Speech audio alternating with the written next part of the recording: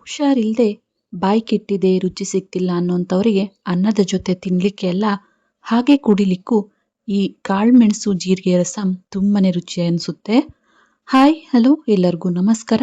ಜ್ಯೋತಿ ಪಾಕಶಾಲೆಗೆ ತಮ್ಮೆಲ್ಲರಿಗೂ ಸ್ವಾಗತ. ಈ ದಿನದ ವಿಡಿಯೋದಲ್ಲಿ ನಾನು ಸಿಂಪಲ್ ಆಗಿ 5 ನಿಮಿಷದಲ್ಲೇ ಹಳೆ ಕಾಲದ ರೆಸಿಪಿ ಕಾಳುಮೆಣಸು ಜೀರಿಗೆ ರಸಂ ಮಾಡುವ ವಿಧಾನ ನಿಮ್ಮೊಂದಿಗೆ ಶೇರ್ ಮಾಡ್ಕೊಳ್ತಾ ಇದ್ದೇನೆ. ಹುಷಾರಿಲ್ಲದೆ ಬಾಯಿ ಕೆಟ್ಟಿದೆ ಊಟ ಸೇರ್ತಿಲ್ಲ ಅನ್ನೋಂಥವ್ರಿಗೆ ಈ ರೀತಿ ರಸಂನ ಮಾಡ್ಕೊಟ್ವಿ ಅಂದಲ್ಲಿ ಅನ್ನದ ಜೊತೆ ತಿನ್ಲಿಕ್ಕೆ ಎಲ್ಲ ಹಾಗೆ ಕುಡಿಲಿಕ್ಕೂ ತುಂಬಾನೇ ರುಚಿ ಅನಿಸುತ್ತೆ. ಹಾಗೆ ನಾವಿಲ್ಲಿ ಜೀರಿಗೆ ಮೆಣಸನ್ನ ಬಳಸಿ ಮಾಡಿರೋದ್ರಿಂದ ಬಾಯಿಗೆ ಹಿತ, ಗಂಟ್ಲಿಗೂ ಸಹ ಹಿತ ಅಂತಲೇ ಹೇಳ್ಬೋದು. ಬನ್ನಿ ಈ ಸಿಂಪಲ್ ಆಗಿರುವಂತಹ ರುಚಿಕರವಾಗಿರುವಂತಹ ಜೀರಿಗೆ ಕಾಳುಮೆಣಸಿನ ರಸಂ ಯಾವ ರೀತಿ ಮಾಡೋದು ಅಂತ ನೋಡೋಣ. ಮೊದಲಿಗೆ ನಾನಿಲ್ಲಿ ನಿಂಬೆಹಣ್ಣಿನ ಗಾತ್ರದಷ್ಟು ಹುಣಸೆ ಹಣ್ಣನ್ನ ಒಂದು ಬಟ್ಲಿಗೆ ಸೇರಿಸಿ ಇದನ್ನ ಒಂದು 2 ರಿಂದ 3 ಸರಿ ನೀಟಾಗಿ ತೊಳೆದು ತಗೋಬರ್ತೇನೆ. ಈ ರೀತಿ ತೊಳೆದಿರುವಂತಹ ಹುಣಸೆ ಹಣ್ಣಿಗೆ ಸ್ವಲ್ಪ ನೀರನ್ನ ಸೇರಿಸಿ ನೆನೆಸಿಡ್ತಾ ಇದ್ದೇನೆ. ಅನಂತರ ನಾನಿಲ್ಲಿ ಈ ರೀತಿ ಕುಟ್ಟೋ ಕಲ್ಲನ್ನ ತೆಗೆದುಕೊಂಡಿದ್ದೇನೆ. ಈ ರೀತಿ ಕುಟ್ಟಣಿಗೆಗೆ 1 ಗಡ್ಡೆ ಆಗುವಷ್ಟು ಬೆಳ್ಳುಳ್ಳಿ ನಾನಿಲ್ಲಿ ಸಿಪ್ಪೆ ಸಮೇತನೇ ಬಳಸ್ತಾ ಇದ್ದೇನೆ. ಹಾಗೆಯೇ 1 ಟೀ ಸ್ಪೂನ್ ಆಗುವಷ್ಟು ಜೀರಿಗೆನ ಸೇರಿಸ್ತೇನೆ. ಅನಂತರ ಅರ್ಧ ಟೀ ಸ್ಪೂನ್ ಆಗುವಷ್ಟು ಕಾಳುಮೆಣಸನ್ನ ಇದಕ್ಕೆ ಸೇರಿಸ್ತಾ ಇದ್ದೇನೆ. ಈಗ ಇವನ್ನ ತರಿಯಾಗಿ ಕುಟ್ಟಿ ತಗೋಬೇಕಾಗುತ್ತೆ.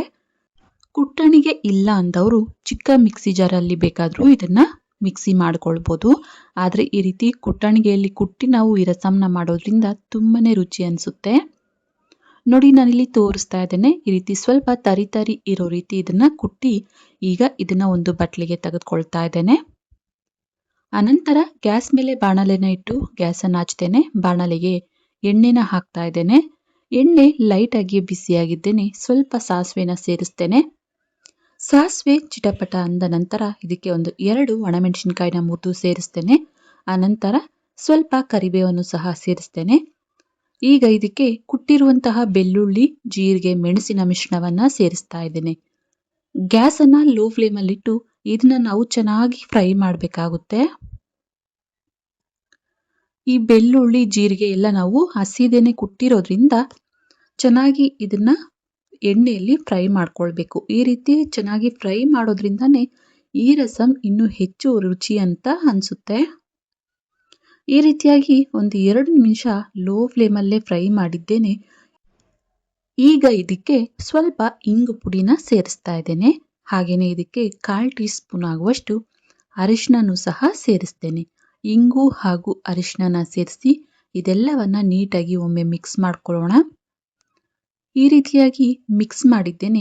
ಈಗ ನೆನೆಸಿಟ್ಟಂತಹ ಹುಣಸೆ ಹಣ್ಣು ಕಿವುಚಿ ಈ ಹುಣಸೆ ಹಣ್ಣಿನ ನೀರನ್ನ ನಾನಿಲ್ಲಿ ಸಪರೇಟ್ ಆಗಿ ಬಾಣಲೆಗೆ ಸೇರಿಸ್ತಾ ಇದ್ದೇನೆ.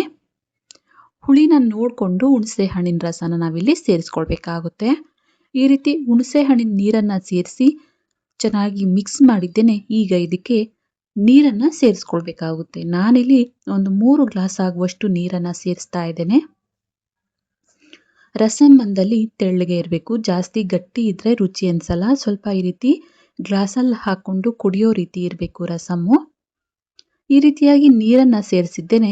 ಈಗ ಇದಕ್ಕೆ ರುಚಿಗೆ ತಕ್ಕಷ್ಟು ಕಲ್ಲುಪ್ಪನ್ನ ಸೇರಿಸ್ತೇನೆ. ಹಾಗೆಯೇ ಇದಕ್ಕೆ ಸ್ವಲ್ಪ ಬೆಲ್ಲನೂ ಸಹ ಸೇರಿಸ್ತಾ ಇದ್ದೇನೆ. ಒಂದು 2 ತುಂಡಾಗುವಷ್ಟು ಬೆಲ್ಲನೂ ಸಹ ಸೇರಿಸಿ ಒಮ್ಮೆ ಇದನ್ನ ಚೆನ್ನಾಗಿ ಮಿಕ್ಸ್ ಮಾಡಿ ಈಗ ಇದನ್ನ ಲೋ ಟು ಮೀಡಿಯಂ ಉರಿಲಿ 1-2 ನಿಮಿಷ ಚೆನ್ನಾಗಿ ಕುದಿಲಿಕ್ಕೆ ಬಿಡ್ತೇನೆ. ಇನ್ನು ಯಾರೆಲ್ಲ ಸಬ್ಸ್ಕ್ರೈಬ್ ಮಾಡ್ಕೊಳ್ದೆ ವಿಡಿಯೋನ ನೋಡ್ತಿದ್ದಲ್ಲಿ ಪ್ಲೀಸ್ ಸಬ್ಸ್ಕ್ರೈಬ್ ಮಾಡ್ಕೊಳ್ಳಿ. ಬೆಲ್ ಐಕನ್ ಮೇಲೆ ಕ್ಲಿಕ್ ಮಾಡಿ ಆಲ್ ಅನ್ನೋ ಆಪ್ಷನ್ನ ಆನ್ ಮಾಡ್ಕೊಳ್ಳಿ. ನಾನು ಯಾವುದೇ ಹೊಸ ವಿಡಿಯೋನ ಅಪ್ಲೋಡ್ ಮಾಡಿದ್ರು ನಿಮಗೆ ನೋಟಿಫಿಕೇಶನ್ ಬರುತ್ತೆ. ನೋಡಿ ರಸಂನ 1-2 ನಿಮಿಷ ಈ ರೀತಿಯಾಗಿ ಕುದಿಸ್ಕೊಂಡ್ರೆ ಸಾಕು. ತುಂಬಾನೇ ರುಚಿಕರವಾಗಿರುವಂತಹ ರಸಂ ರೆಡಿ ಆದಂಗೆನೆ. ಈ ರೀತಿ ಕುದಿಬೇಕಾದ್ರೆ ಕೊನೆಯದಾಗಿ ಇದಕ್ಕೆ ಸಣ್ಣದಾಗಿ ಕಟ್ ಮಾಡಿರುವಂತಹ ಸ್ವಲ್ಪ ಕೊತ್ತಂಬರಿ ಸೊಪ್ಪನ್ನ ಸೇರಿಸಿ ಒಮ್ಮೆಲೆ ಇದನ್ನ ಚೆನ್ನಾಗಿ ಮಿಕ್ಸ್ ಮಾಡ್ತೇನೆ. ನೋಡಿ ಜೀರಿಗೆ ಕಾಳುಮೆಣಸಿನ ರಸಂ ರೆಡಿ ಆಯ್ತು. ಈಗ ಗ್ಯಾಸ್ ಅನ್ನ ಆಫ್ ಮಾಡ್ತೇನೆ. ಈ ರಸಮನ್ನ ನಾನು ಬಿಸಿ ಅನ್ನದ ಜೊತೆಗೆ ಸರ್ವ್ ಮಾಡ್ತೇನೆ.